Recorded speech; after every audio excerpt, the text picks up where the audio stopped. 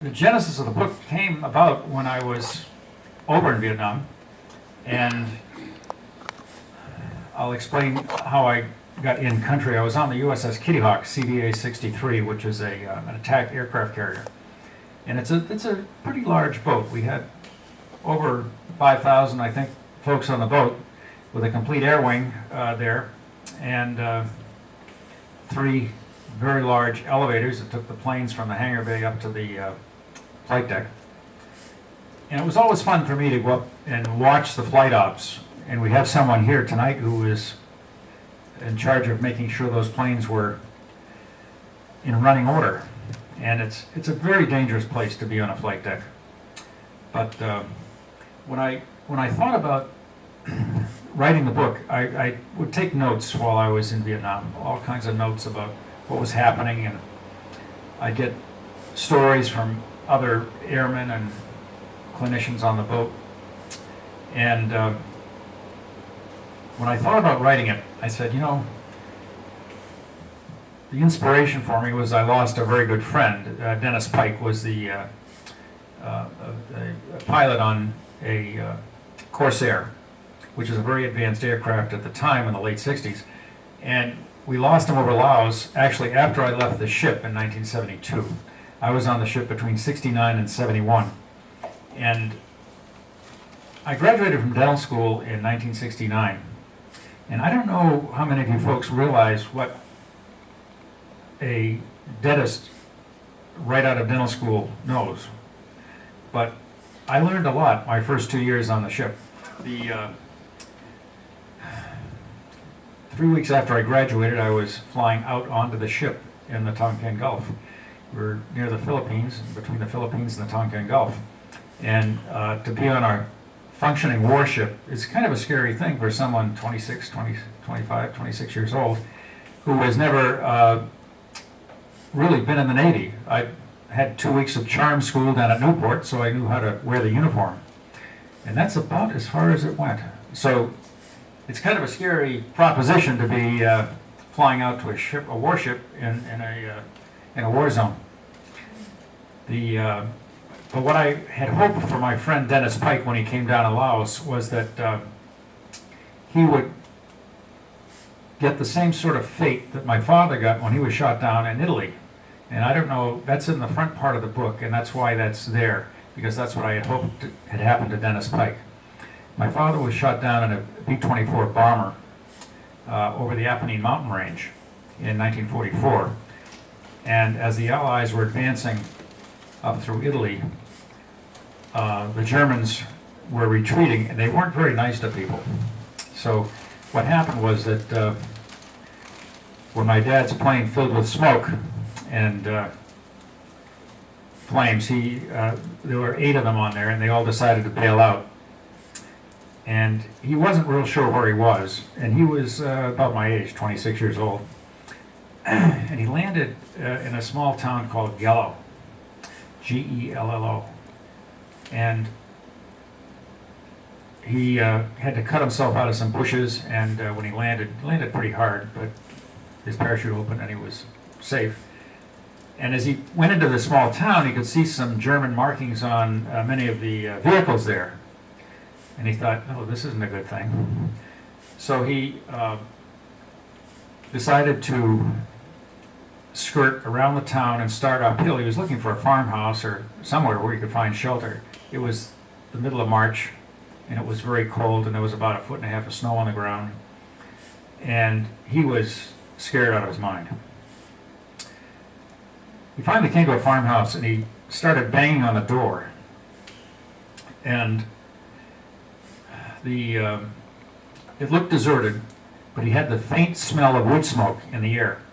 So he banged on the door, and he was going to try to break it down when a big, burly Italian opened the door and started shouting at him in Italian. Well, of course, my dad didn't speak any Italian, so that wasn't helpful, but he got across that he was an American and shot down. And this big, burly Italian grabbed him and pulled him inside, and he and his family kept my father alive, warm and sheltered for about 2.5 weeks until he could rejoin the Allies coming up through Italy.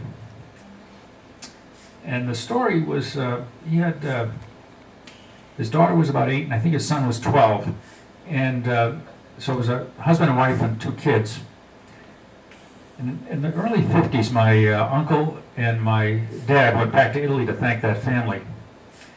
And they weren't really sure of where it was, but my dad knew the name of the town, and he knew its coordinates because he was a navigator on the plane. He knew about where he bailed out. And they got to the town, and my dad was on the volunteer fire department in Reading. And he always, when he had questions about a town, he'd always go to the fire department. They were always very friendly. He'd show him the badge, and even though he still couldn't speak any Italian, they seemed to get along.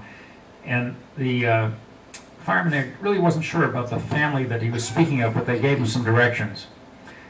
And so my uncle and my dad started up a kind of a steep hill to where he thought that this family might live. And it was in July, and it was beautiful, very green and verdant landscape, not at all like March of 1944.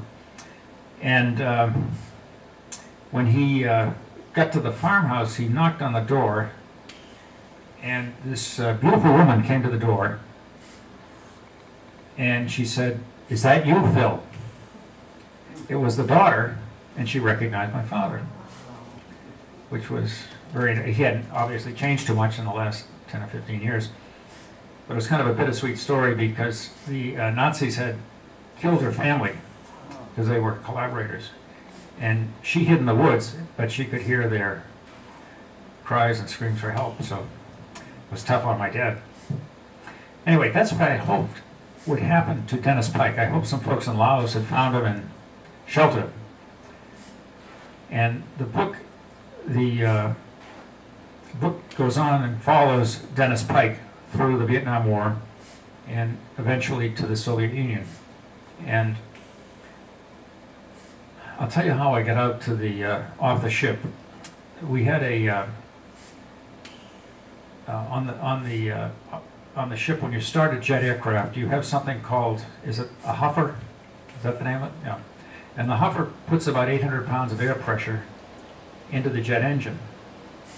So it starts the blades spinning, and then the pilot can flick the switch, start the kerosene, the JP5 going into the engine, and it'll roar to life. Because you don't have a runway to get started on with an aircraft carrier. The aircraft carrier runway is about as long as 3 football fields, about as long as a normal runway is wide. So when you are trying to take off and land from one of these things, it's very, very tricky. These Navy pilots are the best of the best. They are extremely well trained and fearless. So when you start a jet plane, you put the huffer with a hose, high pressure hose, onto the coupling and lock it in place. Start the huffer, and the 800 pounds of air pressure goes into the engine. Well, one night, one of the starters, that's what they call these folks who hook up the huffers, didn't secure the coupling quite as well as it might have been secured. And it flew off and broke every bone in his face. And I happened to have the duty that night. So they called me down to medical. And this fellow, Hank, was a very large individual. He was probably 6'2", 6'3", very strong. And he was very irrational. You know, he was bleeding through his mouth. All of his, front teeth were bashed in. Very unfortunate situation. So we got him some Demerol, got him calmed down a little bit, got him in a kind of a striker frame. Couldn't get really any x-rays because it just, when he's in the frame you can't get the x-rays, and when he's irrational he's moving too much. So the captain came in, and the medical captain came in and said, "You two take him to the repose." And he was pointing to me and the corpsman. And we didn't question his authority or anything like that. We looked at each other and said, "All right." So we got him loaded onto a helicopter, and it was a daylight takeoff. It was about 5:30, 6 o'clock at night, so it was twilight in the Tonkin Gulf. But it was kind of misty, and inclement, shall we say, for the weather. We were about, within sight of Hainan, which is a northern island in the Tonkin Gulf and belongs to China. We could see Hainan during the day, so we're about 35, 40 miles south of Hainan, which is quite a ways from where the repose was in the Mekong Delta. It was on the, so we had to fly, and normally it would take about 40 minutes to get there. Well, after about an hour and 10 minutes, the helicopter pilot suggested that he couldn't find the repose. Now, the repose is a 500-foot long hospital ship painted white with a big red cross on it. But the weather was so inclement that he couldn't spot it, couldn't find it. And while he kept going lower and lower so he could find the river. And as he kept going lower and lower, I looked out and we were flying into the trees. So we notified the captain and he brought us up. And that made my patient sick. So he started vomiting blood that he had probably swallowed. And my corpsman and I had to intubate him, which is really tricky under the best of circumstances. Now, I don't know if anybody's ridden in a helicopter. It's not exactly a smooth flight, especially in inclement weather. It's like a carnival ride. You know, you're doing that. So anyway, and while we were hovering there, before we went for safer spots, we could hear somebody throwing rocks at the bottom of the helicopter. Well, it was small arms fire from the unfriendly Viet Cong. So we took him to the next nearest hospital, which was at Tan Son Nhut Airport. Now, Tan Son Nhut at the time was the busiest airport in the world. It's a huge, huge airport. And during the Tet Offensive, the Viet Cong and the North Vietnamese actually attacked the airport and almost took it. And there's a section in the book that talks about that. Anyway, we got Hank to the hospital at Tan Son Nhut. And we got him stabilized. We got him into ICU, got him so he was comfortable. And then my corpsman and I got a room in the hospital to sack out for the night. 2 in the morning, we get a knock on the door. Excuse me, sir, but you folks have orders. Now, I knew it was impossible. Who could get us orders at 2 in the morning? I mean, nobody knew we were there. Well, I've since learned that if the Navy wants you bad enough, they'll find you. And they had us there were 3 helicopters scheduled to go up to Firebase 14, which is about 65 miles northwest of Da Nang. Now, we were quite far south. Da Nang was near the 17th parallel, which was the division between North and South Vietnam. So we got on the helicopters around 2:30, and it was loaded with food and ammunition, concertina wire, which is a barbed wire in a coil. There were also, interestingly enough, 10 cases of beer, cases of shells for 50 caliber machine guns. And this base was, the idea of the fire bases was to form a protective ring on the northern and western border of, eastern border, pardon me, of Vietnam, in order to protect it from the North Vietnamese. The basic, I talk about the basic problem of the Vietnam War was really, the plans were laid in 1952 when they had the agreement to divide the country at the 17th parallel at the Paris Peace Accords. The crazy idea of dividing a country in two, for all the people spoke the same language for the most part. I mean, they had Montagnard tribesmen and they had all kinds of different dialects, but it would be like taking the U.S. and dividing us at the Mason-Dixon line. It was just crazy. But that was the reason why the Vietnam War came about. The peace accords made it happen. And oftentimes the problems of the next conflicts are laid in the peace accords from the last one. So that's why the Viet Minh and the Viet Cong and the North Vietnamese, the NVA, they wanted to reunite their country.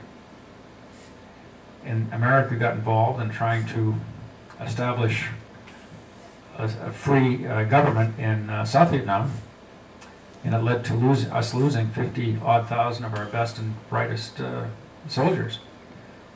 And I don't know if you folks have watched the PBS series on Vietnam, but it's pretty interesting. And I think Ken Burns has done a marvelous job with all of his commentaries that he does, and this is very well done. So there's a lot of things in the book that talk about my trip into the Philippines when I first got heading out toward the ship.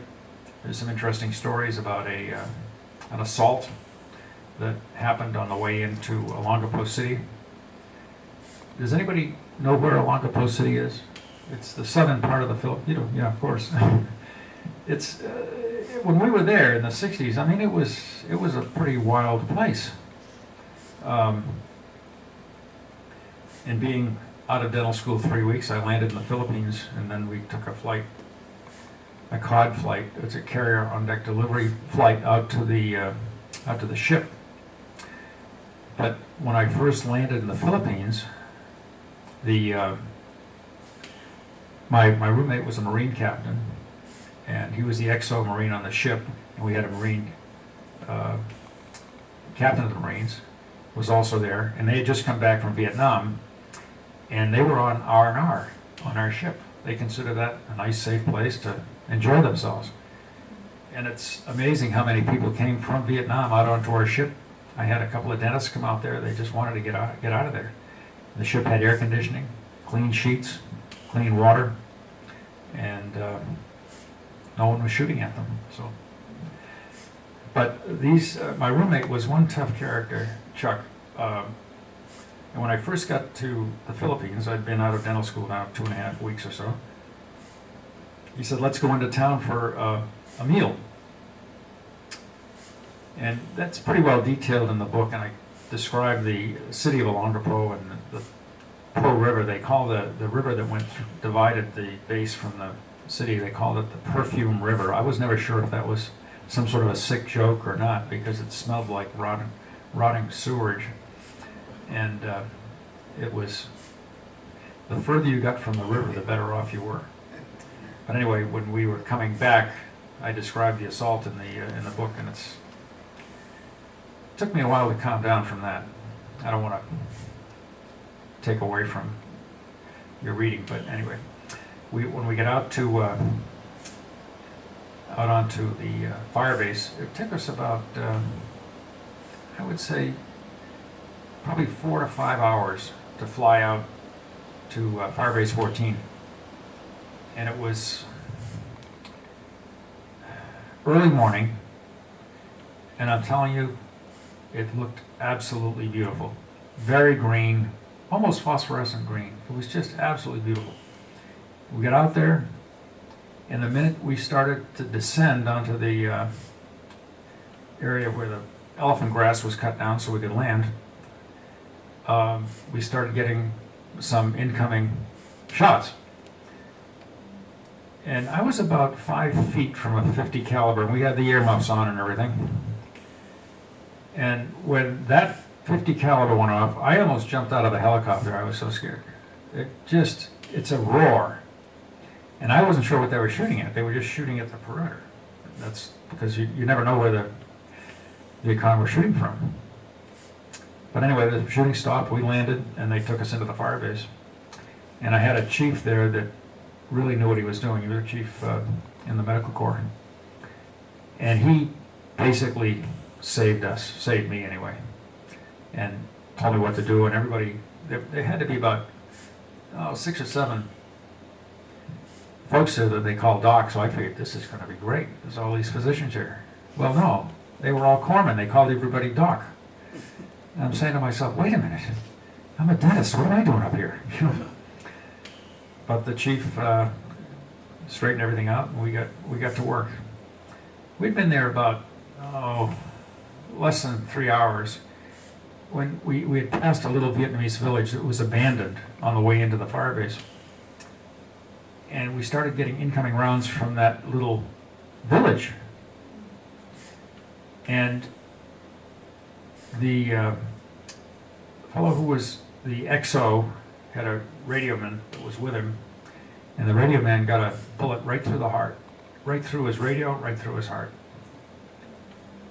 And we were starting to return some fire, and he said, okay, give him the Willie Peter.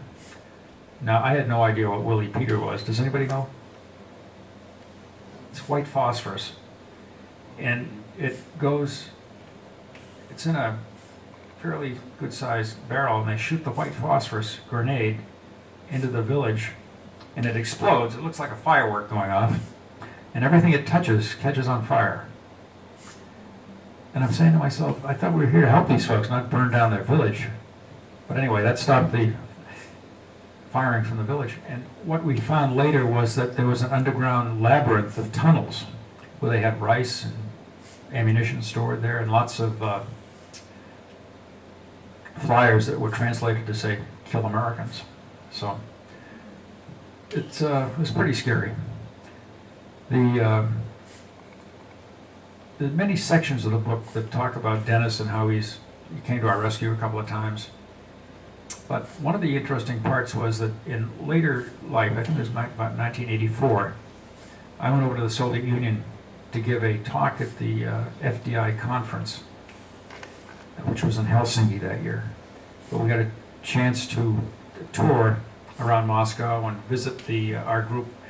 We're all dentists, and we had a chance to visit the Stomatological Institute in Moscow and some of the other areas where they had a dental school. So I was visiting the dental school in Moscow.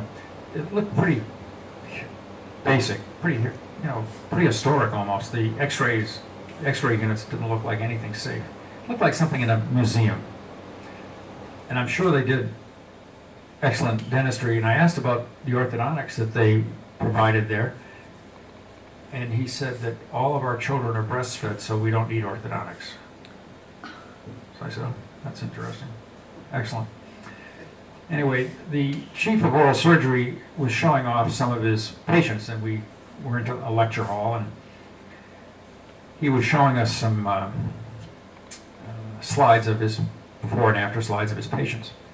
And it was pretty dark in there, and after lunch I tend to doze off when it's dark. Anyway, one of the slides that he brought up on the screen looked a lot like my friend Dennis Pike from the Kitty Hawk, who had not been found. This was 1984. No word. And I asked him about it later in a tangential way, because I didn't want to come and say, that looks like my friend Dennis Pike. But I asked him where the patient was from, and he said the East. Because the patient was squinting, all the pictures were squinting. And I said, well, why is he squinting like that? He said, well, it might have been from the accident or his in Siberia. A lot of snow and it's bright, whatever.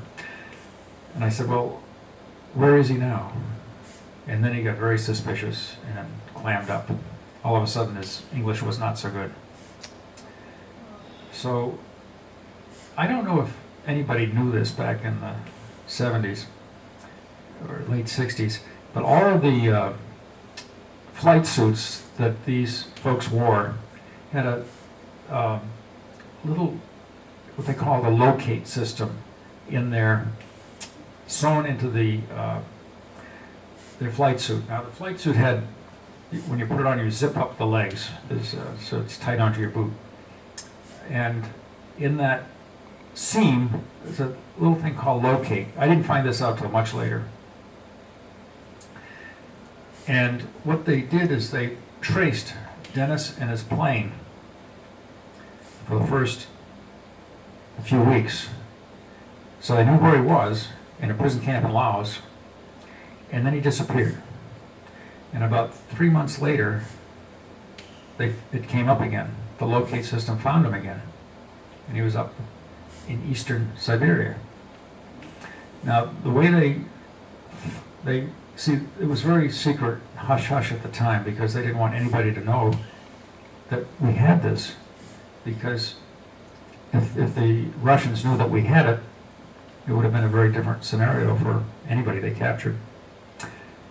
So interestingly enough, they knew that the aircraft had gone up, but the aircraft went very slowly up to Hanoi.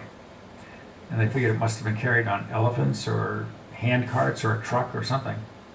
But they could follow it, and they knew exactly where it was. But then when he disappeared for about 3 months, they said, "What happened here?" And evidently he was in a hospital, an underground hospital, either in Laos or Vietnam. So all they could think about, where he was. So when I was in Moscow in the 80s, I talked a little bit about that in the book, and it's all conjecture. And I've talked with his wife on several occasions. When I first talked with her in the 70s, it was pretty difficult because Dennis had been lost in 72, and she still had hope. She still has hope today that they'll find him. And about 3 or 4 years ago, an Army colonel came into my office unannounced in Gloucester here, and the Jane thought it was my friend Bill Bugden, who's an airline pilot, or at least I thought it was Bill Bugden, because she said there's an officer here in uniform. And I thought it might be Bill, so I said, "Well, tell him I'll be with him in a few minutes." And then she called up, "No, it's not Bill Bugden." And I said, "Oh, okay." So I finished up my patient and went down and met him. And I didn't realize this, but the Armed Services has a whole group of folks that just look into finding people who are lost. It's called Body Not Recovered, but Missing in Action, MIA-BNR, Missing in Action, Body Not Recovered. So they keep in touch with the families on kind of a regular basis, and anybody who has any interest or knowledge of these folks. Now, I didn't have any real knowledge of Dennis Pike. I hadn't seen him since I was on the ship. But this colonel wanted to see everything I had, including my yearbook, any notes that I had taken. It wasn't terribly friendly either, but made a pretty thorough investigation of what I knew about Dennis. I had some different... Dennis and I got really friendly on the ship because he played the trombone, and he was very good. And I played the banjo. We had a banjo band on the ship called the Yankee Air Pirates Rockin', Stompin', Tonkin Gulf Music Society.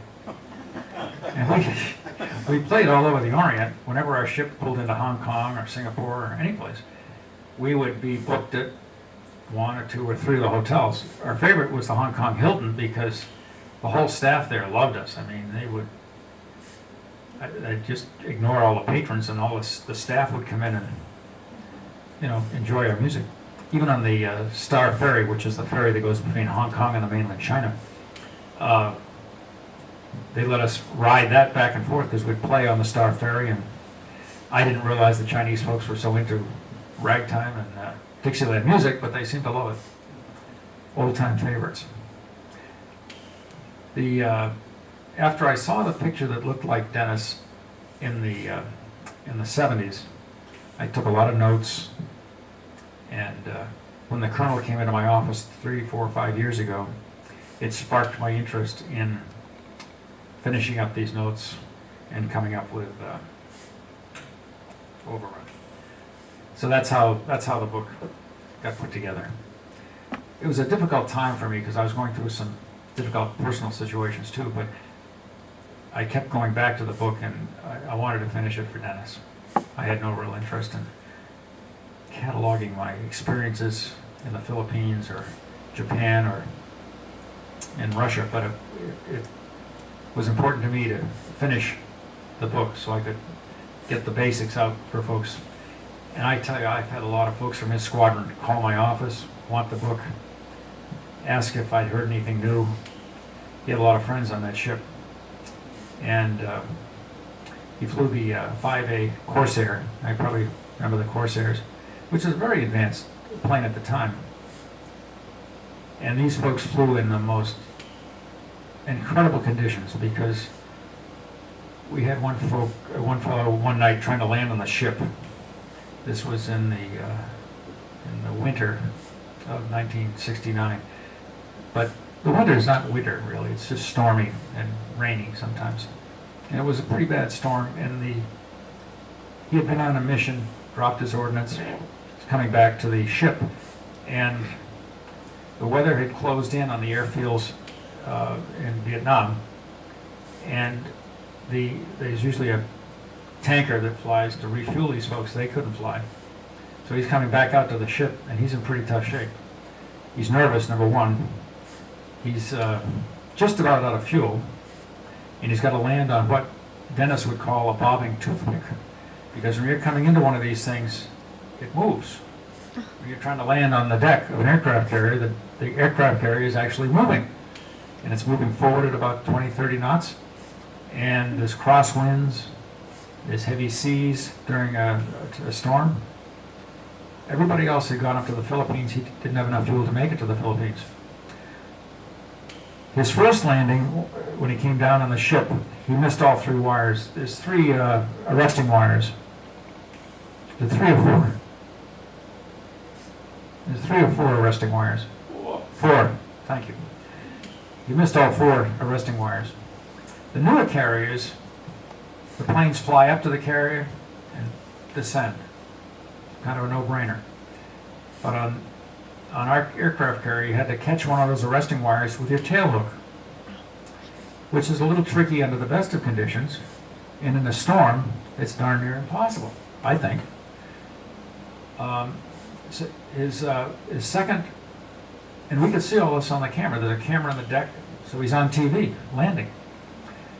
His second attempt looked like he was trying to bank the plane to the roll of the ship, which is even trickier under ideal conditions. And it looked like he missed the first 3 wires, but the 4th wire caught the tip of his wing, flipped him over onto the ship, and he's roaring down the flight deck in a ball of smoke and flames and sparks. Over the side, into the deep. Now it's about, I don't know, 30 stories down or something like that. It's 70 feet. 70 feet, yeah. It's a long way from the flight deck to the water. Now he's in the water, upside down.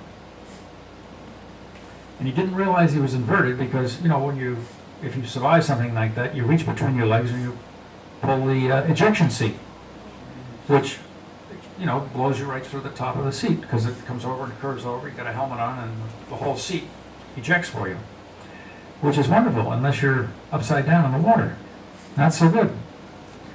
So now he's upside down in the water, and he's tangled in his shrouds, his parachute cords, and he was pretty sure he was done for. And as he was saying his prayers, he felt something firm under his feet. He said, "What is that?" And he stood up, and it was his plane turning over, and the wing came up and brought him out of the water. He could take a breath, and he was saved. Wow. We have a destroyer about a mile behind us, following us at all times, and they picked him up. And normally, flight ops is a plane guard, too, flying off our port bow, but the helicopters couldn't fly, but the destroyer picked him up. So that kind of gives you a little outline of the book. There's a lot of other stories in there. I apologize for the language. Sometimes Marines and sailors don't always say please and thank you. But there's a lot of little anecdotal stories that come up. And one of the kind of the sad things was that the women in the Philippines, the young girls, they're always, I think they're always trying to befriend the sailors and maybe get to be one of the sailors' wives.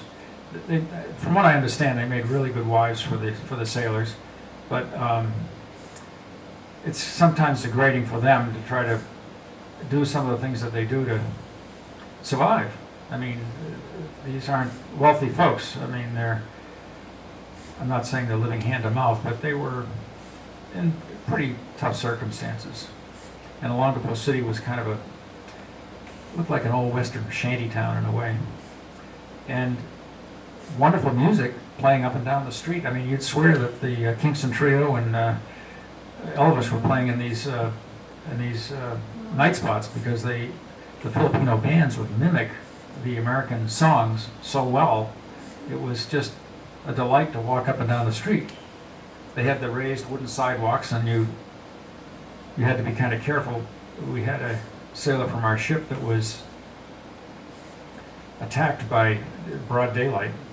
Two gangsters went up on either side of them, put ice picks in his kidneys, and as he was falling down, they took his wallet, his watch, and completely stripped him clean. So, and that was in broad daylight. So when I went into town for dinner, I was with two Marine captains and one other person, so there were four of us, one of the supply officers from another ship, and felt fairly safe. Although some of the places that we went to, a place called I think it was called the Swan for dinner. And does anybody know what balut is? What? Balut. That's a rotten egg. Yeah, it's a rotten egg. That's about it. It's a unborn duck egg. And we went into this restaurant, and as we walked in, it was very dimly lighted. And it was, to me, it looked a little scary. And I walked in, I ran my hand along one of the tables, didn't feel too greasy, so, you know. But Chuck, one of the Marine captains, had eaten there before, and he said it's a good meal and it's clean. And the book describes some of the situations that went on in there, but there's still a very strong, this was in the 60s, still a very strong hatred for the Japanese, who were, shall we say, quite less than kind to the Filipinos when they had taken over their country. And probably most of you have heard of the Bataan Death March, and then the incarceration after the Death March, and the camp's liberation. We lost a lot of very good men, and the Filipinos lost thousands during that Death March. I'd like to open it up if folks have questions, because, yes. Do you think that when they send, if you have a relative who was missing in action, and military... Talking to that. Okay. Sure. I wanted to ask about how valid you think the report back to families of found parts of somebody who has been missing in action is likely to be true, or might they really still be alive? You're talking about your friend's wife. I lost a cousin, and Did they find any part? well, apparently they sent back something, because my aunt and they buried it, a big ceremony and all like that. But I mean, it was a terrible time, because we didn't know what happened to him, and we could only imagine how cruel they might have been. I have to read your book, because Bobby was a Navy flyer, Annapolis grad, and right the war was supposed to have been over, and then Nixon sent in a few flyers to do I don't know what, but It was to attack Laos, Yeah. attack the Viet Cong in Laos. a last strafing mission. One came home, one they saw the parachute, and the other one was Bobby. But I didn't know, I mean, I never heard of anything like a tracking device. The reason that this colonel came into my office was that a farmer had found a helmet in a stream in Vietnam with the letters Pike right across the front. So it was Dennis Pike's helmet. So they found his helmet, no sign of him. And the helmet was found in the early 90s. Yeah, we heard about Bobby, I think, mid-80s. But, The whole, we've been through some pretty tough times in this country. The Civil War, World War I and II, Korea, and then Vietnam. Vietnam was probably the biggest mistake I think that, That was a terrible war. you know, the biggest mistake, we lost so much. I lost friends from high school, excellent people. You know, and you think what could have been with these folks. Tragic. Oh, it is. It is. Anybody else have some questions? Ask this. I have any, just something you probably didn't know about the Kitty Hawk. There's probably a lot of things I didn't know, but you were on the ship and a little bit later than I was, but what do you got? At 30 knots, which it would do with 4 propellers, 4 engines, and 4 reverse, took 10 miles to stop. Wow. Yeah. And every couple of weeks, 2 or 3 weeks, a tanker would come out from Singapore out to the where we're cruising and refuel the carrier, and we had a small ship with us. Took 1 million gallons. God, you weren't paying for it. Somebody was paying for it. Yeah. Think about that. You know, on the unreps that have the tanker, the Kitty Hawk, and a destroyer, and they would unrep the whole thing all at once. And they would send over supplies, and we get patients from different ships that needed dental treatment. When I landed on the ship, I was 3 or 4 weeks out of dental school, and I was designated as the ship's oral surgeon. Now, had I known I was going to do that, I would have paid a lot more attention when I took my oral surgery course in dental school.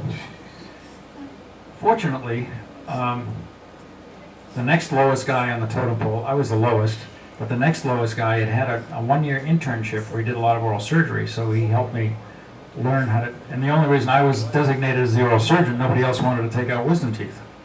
And all of our patients were 18 to 25. So we had lots of wisdom teeth to do. First one took me 2.5 hours. When I left Vietnam, I could take out any tooth on the planet in 15 minutes. So,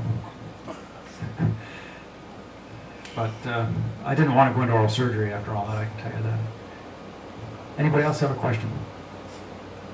I've had a chance to look at your book, and you've covered a lot of territory in terms of your observations on the Vietnam War and its conclusions, and then other situations on the ground in Vietnam. And I think you spent most of your time on the ship. So I'm wondering, what were your sources? That you must have had a variety of sources that you leaned on. What were they in? Well, How'd you handle it? my friends, the pilots, I had a male nurse friend on the ship that came out, that was up at the fire base with me. All sorts of, stories from, and there were 2 seatings in the wardroom. The junior officers, which included me, ate at 5:30, the senior officers at 6:30, and at 7:30 we had a movie.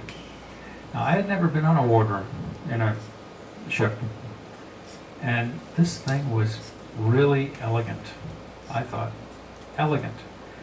And about once a month, and it depended on who was the mess captain. If it was a lowly lieutenant, you didn't eat so well. But if it was like a commander or lieutenant commander, you get pretty good food. Steaks, chops, all sorts of stuff. When the night they came out with flaming baked Alaska, about 10 stewards coming out with flaming baked Alaska for dessert. They dimmed the lights, light this, am I right? Well, it was unbelievable. I couldn't believe, we had an admiral on the ship after we docked in San Diego. He was coming out to inspect. He was a supply admiral. And the ship was cold and was docked on the pier in Harbor Island in San Diego. And he lit up a cigar. There's no open flames on a ship. Never. And a chief batted it out of his hand and stomped it out. of an admiral. And I thought he'd get admonished or something, but no, he did the right thing. You can't be smoking and having open flames on the flight deck. It's far too dangerous. It's the most dangerous spot in the world. That's where I spent 50% of my time on the flight. You were always probably looking over your shoulder. I mean, Well, it's not a place to be joking on. no, no. Every day you're flying all the time, it gets monotonous, everything, but you have to keep your head on the phone. If that plane turns and you're behind it, you can get blown right off the flight deck. And we had people have that happen. One night I was up watching flight ops, and they were flying two F-4s off the flight deck.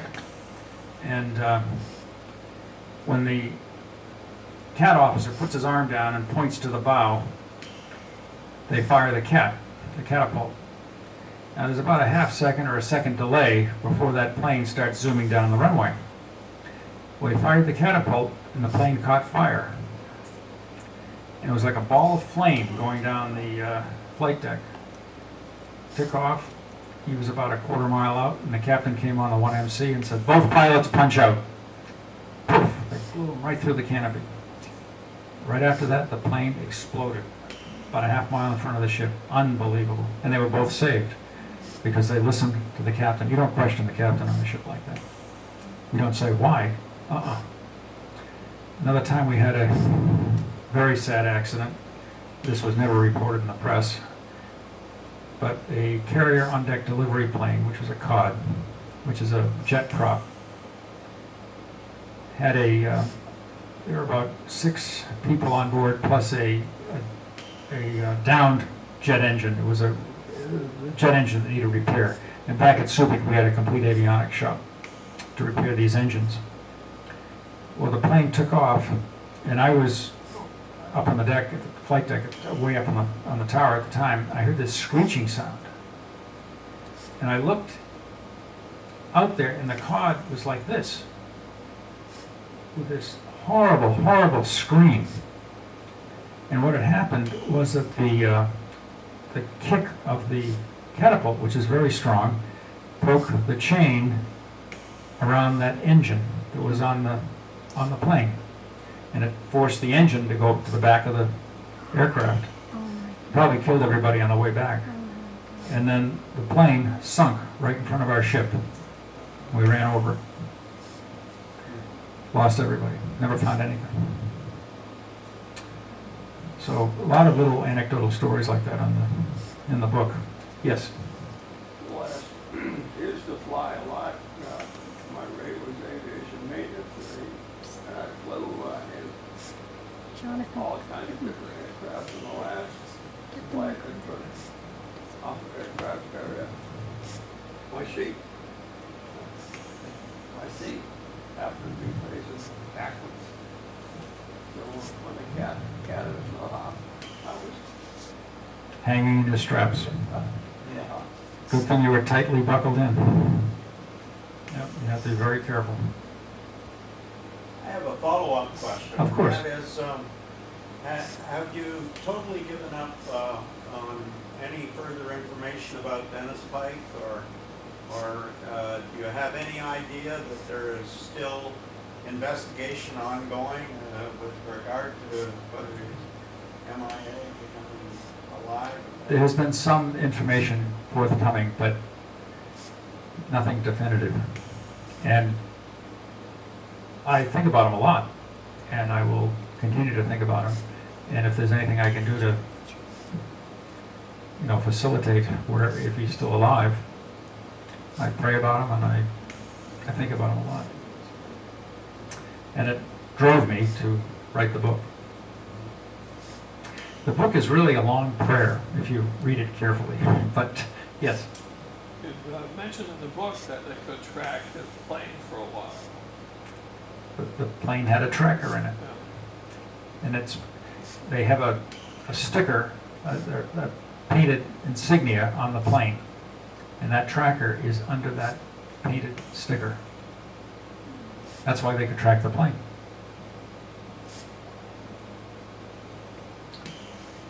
Yes. Hi, I'm Janet Aldrich. I'm the chair in Hamilton, and I'm really thankful to Jonathan for having you. I would like you to come to Hamilton sometime. I was thinking I might play the film and then have you make more comments. You don't have to do this again. But I was in my 20s during the Vietnam War, and I thought it was the most disgusting war, and it was just, I watched the movie Apocalypse Now, and the stuff that went on was so heartbreaking, and I just thank you for the courage that it took to write this book. It must have been almost a catharsis or a healing in a way for you. In a way, it was heartbreaking too. Right, but someone needs to start talking about it, and we've lost so many people who can share it, So I don't have any questions. I just... I'd be happy to come to your group anytime. Okay, great, thank you. If you think about it now, and I put some things in the book toward the end about, when you think about it, Vietnam now is their biggest trading partner is the United States. Yeah. And their government is... Do you think that Afghanistan is as gross as Vietnam? I don't know. I hope not. Well, they have the horrible Rocky Mountains. I mean, like the treacherous places that they have to fight in. And these are grown men fighting too. You think that, like in Northern Ireland, these are, in the 50s and 60s and 70s, brother against brother. The Civil War, we had cousins fighting each other. I hope that the Middle East and the Arab nations can, at some point, be as friendly as we have relations as we have with Vietnam now. My cousin got married when he was 60, which is pretty old to get married, but anyway. He got married when he was 60 and his wife was 58, and they wanted children. Well, at that age, you don't get children in this country. Blind, crippled, or crazy, you don't get them. And my cousin said, that's no problem. So they flew to Hanoi. This was 14 years ago. And they went to a little village, to an orphanage. And they're looking around the orphanage, and my cousin says to the lady that spoke some broken English, he said, what's the story of the little gal in the corner? She's about this big. Oh, that throwaway baby. And my cousin said, what do you mean, throwaway baby? Oh, you go look, that throwaway baby. So he went over and looked at her. She had a cleft lip, cleft palate. He backed up and he said, I'll take that one. Brought her back. She's 14 now. He lived in Manhattan. No good plastic surgeons. Fixed her up. Straightened her teeth. Absolutely gorgeous little gal. And I said to my cousin Chuck, I said, Chuck, she doesn't know how lucky she is, does she? And Chuck said to me, she doesn't know how lucky we are. So, oh, that's beautiful. Mike. Yeah, hi, Jeff. Thank you very much. This is great that you've come out, and I'm looking forward to reading your book. I haven't read it yet, but I had a question actually about, you mentioned Ken Burns' series on Vietnam, yes. And I've been watching it. I'm not all the way through it. I'm probably in episode 6 or so. And it was funny because when I realized you were coming, I was like, oh my God, I'm watching this series, and here you are with your experience. And my question's more, I know you commented about the series and so forth, and you thought he did a good job.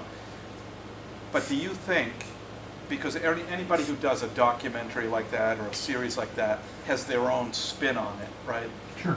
And I'd like to believe what I'm watching is probably the truth, right? Of course, is what I'd like to believe. But it's a horrible truth.